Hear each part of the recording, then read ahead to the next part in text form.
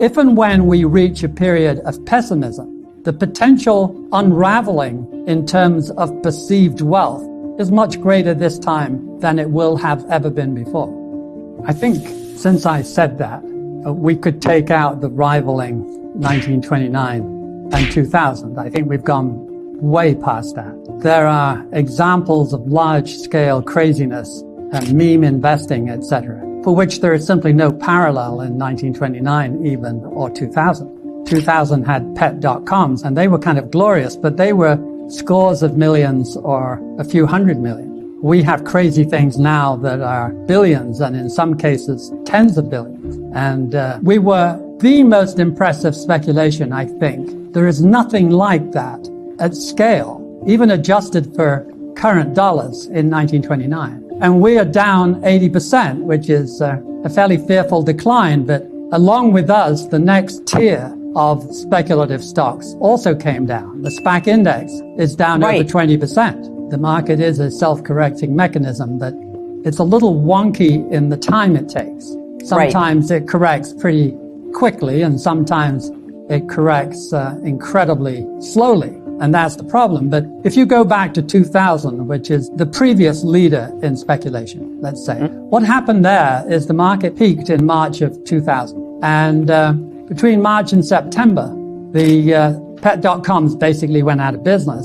The internet stocks basically went down 80%. But the whole dotcom, the whole TMT bubble burst, and the industry, which had been 30% of the market, declined by 50%. The S&P was unchanged. And you could have said during that 5-month, 6-month window, oh, isn't that healthy? They're selling the flakiest pet dotcoms and they're buying Coca-Cola. What's not to like about that? That's exactly what happened. And I like to think of them as the kind of pessimism termites. They ate through the craziest first, and then the junior growth stocks, and then the intermediate growth stocks. And then finally, Cisco, which was for 8 minutes or so, the biggest company in the world by market cap. And they were all down collectively 50%. The balance of the market was up 17%. So that looked incredibly healthy, but then the termites reached the broad market and the entire 70% rolled over and fell 50% in 2 years. And the NASDAQ was down 82%. The thing about the underpinnings is they always look terrific. In 1929, the market didn't peak when they thought the underpinnings were terrible. They peaked when the market's enthusiasm for the underpinnings was approximately the highest it had ever been in history. In 2000, in March, the world uniformly, including the boss of the Federal Reserve, Alan Greenspan, they all thought the system had never been better. At the top of the housing bubble in 2007, Bernanke and the boys thought the U.S. housing market had never declined, unquote.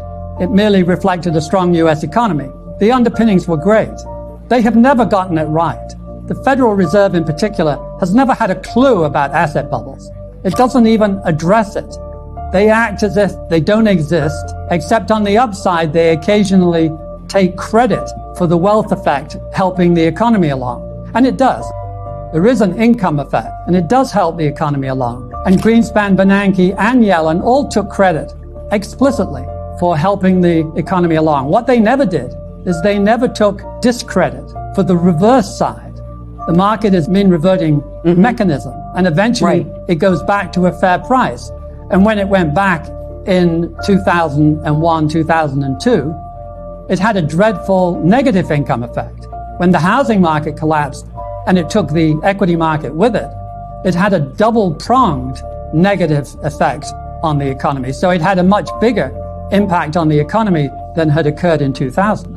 And this time, we're really playing with fire, because this time, unlike 2000, we have an overpriced bond market. Jim Grant would argue the most overpriced in 4,000 years. We have, in my opinion, and that of many other bubble students, the most overpriced U.S. equity market in history. We have a housing market that 3 weeks ago reached the same multiple of median family income as it did in 2006 at the peak of the housing bubble. And we have commodities that have recently run amok, so that the Goldman Sachs index of non-energy, which is food and metals, which are pretty important, have just equaled the peak of 2011, which was said to be one of those super cycle commodity events. So Right. this is the first time we've ever risked 3.5 asset classes bubbling at the same time.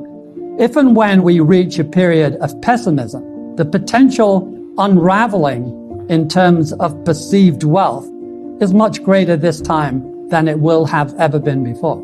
You quoted Robert Shiller, Nobel Prize-winning economist, about the fact that he said that even though his indices are showing the market at extreme valuations, that really compared to the bond market, which as you said is very expensive, stocks don't seem so overpriced. What is your response to those kinds of arguments? I think the interest rate argument is an explanation of how we get there in behavioral terms. It is not by any stretch of the imagination a justification. You don't justify anything by taking the most overpriced asset in the history of man, the bond market, Right. and saying compared to that, we are merely very overpriced and therefore relatively cheaper. That is very cold comfort. Solomon Brothers, an important firm at the time in 1989, sent around a hit squad justifying the Japanese stock market, which was approaching 65 times earnings, we were told at the time. The data was represented as 65 times earnings. That had never previously sold over 25. And so that was, to say the least, the real McCoy. And this team went around pointing out that the rates in Japan were so low that 100 PE would be fair. Of course, the collapse that followed in land and bonds and stocks was cosmic. In 1989, and it still hasn't recovered. It still hasn't reached the 1989 level in either their real estate market or their stock market, which reminds us of the cardinal rule, and that is, the bigger the bubble, the most ingenious the argument. And the bigger the bubble, the most extended and painful the decline. This is the most broad, as I said, asset bubble of all time, with 3.5 of the 4 major asset classes clearly in severe bubble territory. Thinking that you have no alternative but pick between one of the 4 bubbles is a pretty grim way to view life. I get the argument, so pick a bubble, they'll all go together, probably, and you will suffer a lot of pain. And the intellectual content of that argument, that they were all bubbles, so we had to pick the least bad one, will resonate in your head as the market unravels. If you had a dozen to 15 years of flat market with earnings doing okay and rotation within the market, everything would work out fine.